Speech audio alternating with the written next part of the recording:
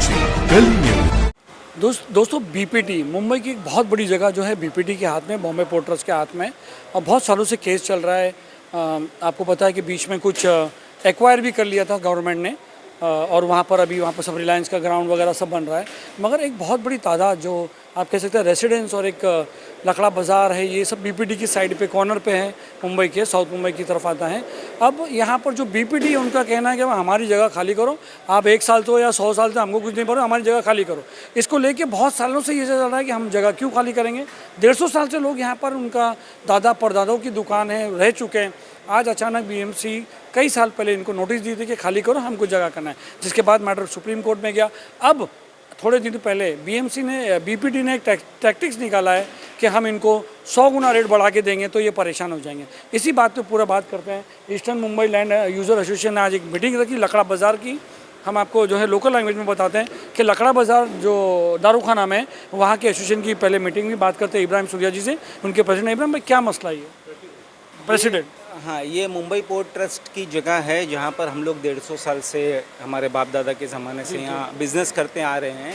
अचानक से इन लोगों ने हमें अभी एक नोटिस भेजा, जिसमें 2012 से 2022 तक का एक कैलकुलेशन करके भेजा, जिसमें 1000 स्क्वायर फीट की जैसे किसी के पास जगह है तो उसको 1.5 करोड़ रुपये मांगनी की है, जिसके बारे में हम लोगों को कोई पता नहीं था कि इतने पुराने भाड़े ये लोग मांगेंगे, जब तक कि हमारे अभी तक के सारे भाड़े पेड हैं, कुछ भी बाकी नहीं है।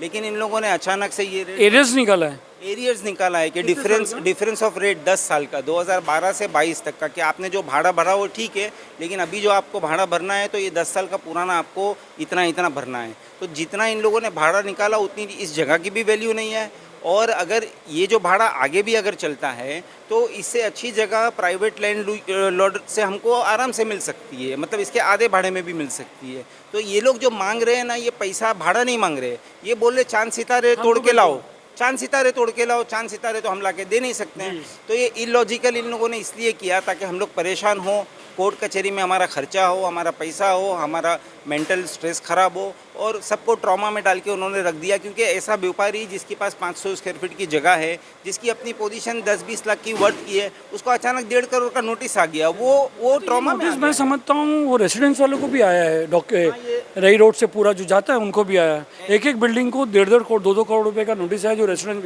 ये भी वही मामला है, सेम मामला है। एक्चुअली मुंबई पोर्ट ट्रस्ट की जितनी लैंड है, इन लोगों ने अचानक से लास्ट नवंबर में उसका नाम बदल के मेजर पोर्ट अथॉरिटी कर दिया है। इसके पीछे बहुत सारे इनके इंटेंशन, बहुत जल्दी अडानी पोर्ट हो जाएगा। मैं ये कहना चाह रहा हूँ कि सर आप एक बात बताइए कि आपका ये मैटर कोर्ट में है कि आप ही पटिशनर हो उसमें, इब्राहिम सूर्या, वो मैटर क्या है? वो मैटर ये है कि इन लोगों ने जो हम लोगों को रेट बढ़ाने के लिए बोला, गेजेट पास किया था ये लास्ट सितंबर में इन लोगों ने गेजेट पास किया है। नवंबर में गेजेट में इन्होंने ये लिखा है कि रेडी रेक्टर का यहाँ का रेट जो है 938 रुपीज़ पर स्क्वायर मीटर है, ठीक है। उसका 6% के हिसाब से आपको भाड़ा भरना है पर ईयर। तो हम लोगों ने वो गेजेट जो कानून है उसके खिलाफ रिट पिटीशन दी कि ये गेजेट और ये जो कानून जो इम्प्लीमेंट करने जा रहे हैं इसके ऊपर स्टे मिले।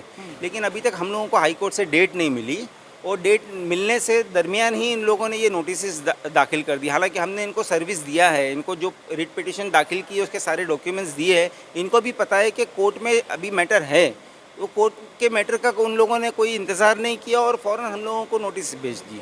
मैं समझता हूँ सुप्रीम कोर्ट में भी एक मैटर था ना 2004 का, क्या मैटर था?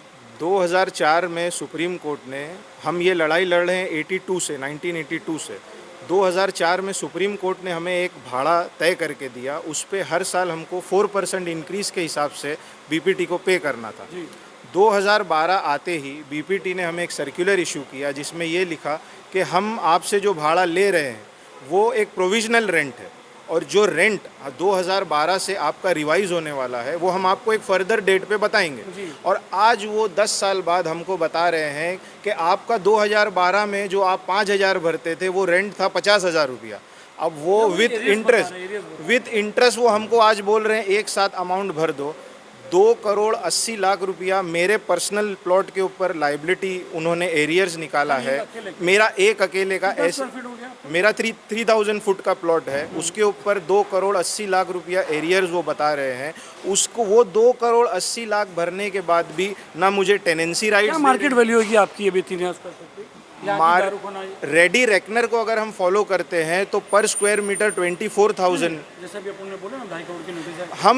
हम इस प्लॉट को ना बेच सकते हैं ना भाड़े पे दे सकते हैं। बताना जब वो इब्राहिम भाई जो इनको नोटिस आई 2.5 करोड़ की, हाँ। अगर ये बेचने का तो मैं समझता हूँ 3 करोड़ 3.5 करोड़ से ज्यादा नहीं नहीं 3 करोड़ नहीं, बेच ही नहीं ये नहीं मैं बताता हूँ। अगर ऐसी जगह ये अगर MBPT के अंडर में नहीं होती और जो एरिया और जो इंफ्रास्ट्रक्चर है उसको आप कंसीडर करेंगे तो इनकी जगह 90 लाख से 1 करोड़ रुपए की है और इनको 2.5 करोड़ की नोटिस दिया बताना था कि 90 लाख की जगह। अच्छा एक बात बताइए, आजू बाजू में यहाँ पर लीज पे दी जगह दी गई, आपको पता है ये ग्राउंड दिया गया, मेरे ख्याल से कुछ रिलायंस को जगह दी है, तो क्या उनको भी नोटिस आई नहीं, अभी एक्चुअली उनको दिया नहीं है, जो ऑक्यूपाइड तो कर वो मैं बताता हूँ। आज से 2 साल पहले जो शिपिंग मिनिस्टर नितिन गडकरी साहब थे, जब वो शिपिंग मिनिस्टर थे, उनके हाथ में पूरा ये प्लान था और उनसे हमारी मीटिंग भी हुई थी और BPT में भी मीटिंग हुई और दिल्ली में राजीव जी ने जाकर के नितिन गडकरी साहब से भी मुलाकात की थी। तो उन्होंने बोला हमको ये पूरा डेवलप करना है। तो हमने बोला हमारा क्या होगा, हम 150 साल से बैठे, तो बोला हम आपको रिलोकेट करेंगे और फिर वापस यहाँ ले जाएंगे, मतलब 3 किलोमीटर के दायरे में आपको जगह दे देंगे। तो वो नितिन गडकरी का जो प्लान था ना पूरा, वो अब जो है ना इन लोगों ने डस्टबिन कर दिया है। नेताओं की बात मानने का नहीं, बोला लिख के दे। राजीव भाई बोलिए, आपको क्या कहना है आपको? ऐसा है आज नितिन गडकरी जी ने आपको लॉलीपॉप दे दिया, आप लोग नहीं, नितिन गडकरी जी ने दिया, बाद में संजय भाटिया जी ने भी दिया कि उन्होंने भी दे दिया। उन्होंने क्या दिया था? राजीव जलोटा जी ने भी क्या दिया दिया बताइए आप। 3 किलोमीटर के अंदर अंदर आपको हम बसाएंगे, हमें जगह देंगे वहाँ पे आप। और ये जो है ना eastern Mumbai land users association जो बनी है, वो एक्चुअली ईस्ट साइड की जो मुंबई है, अपनी ईस्टर्न जो मुंबई है, उसके जितने भी इश्यूज़ हैं उसको सॉल्व करने के लिए बनाई है हमने। और इसमें सारे एसोसिएशन को हम लेकर के, उसका एक अम्ब्रेला है ये, ऐसा समझ लीजिए।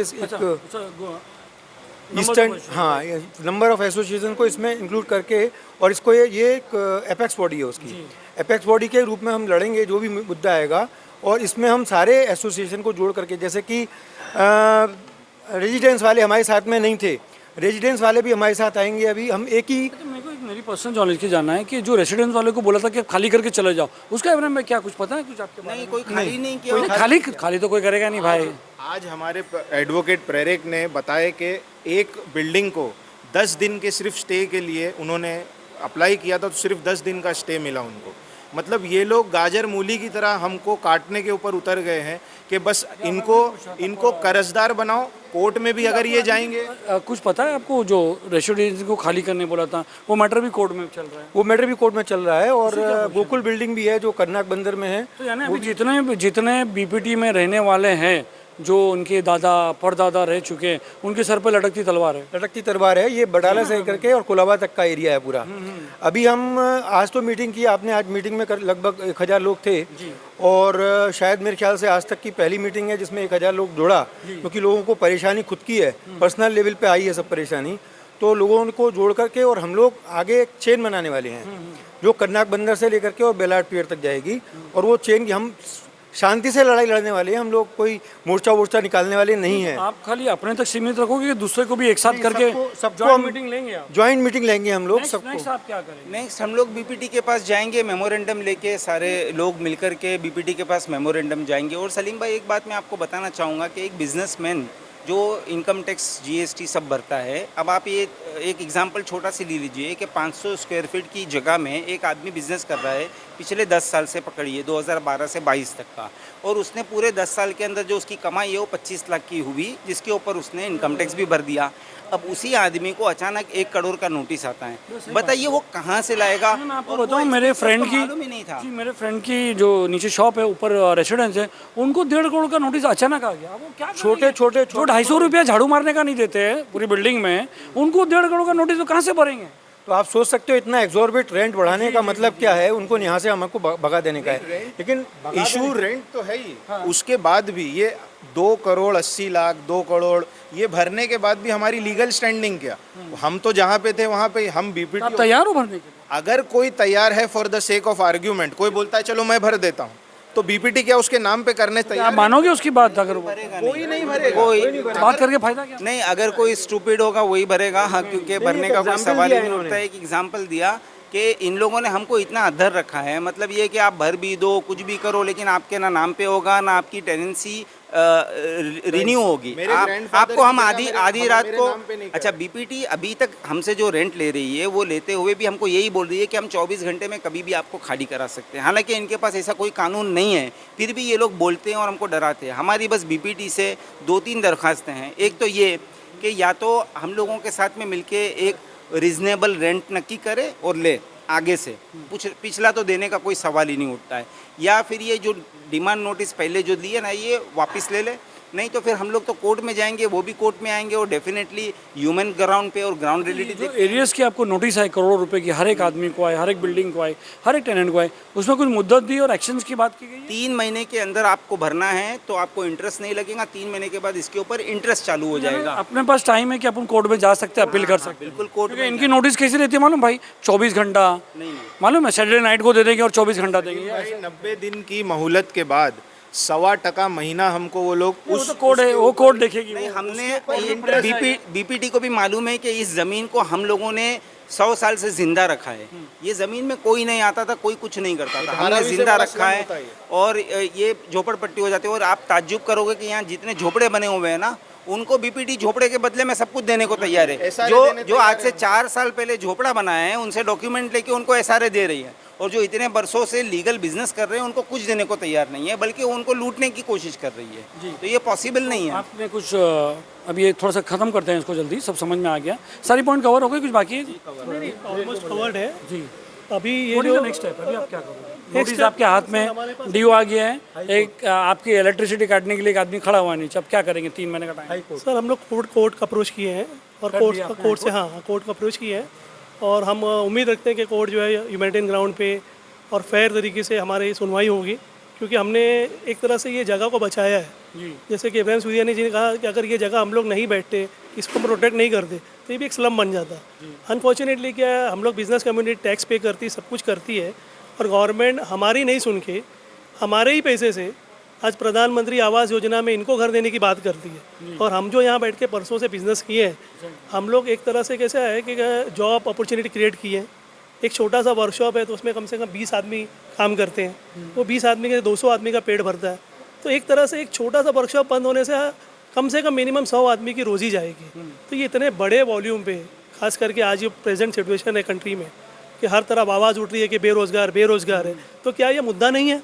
गवर्नमेंट बजाय जॉब देने की, गवर्नमेंट ऐसी पॉलिसी क्यों लाती है कि जहाँ से जो लोग गवर्नमेंट को सारी चीज़ें बेचने का है, पर आपको पता नहीं है सब क्या प्लानिंग है, फ्यूचर प्लानिंग क्या है? प्लानिंग है सलीम भाई कि इनको कर्जदार बनाओ, कोर्ट तक घसीटो, कई लोग डरा धमका के खाली कराओ। इनकी प्लानिंग क्या है मालूम?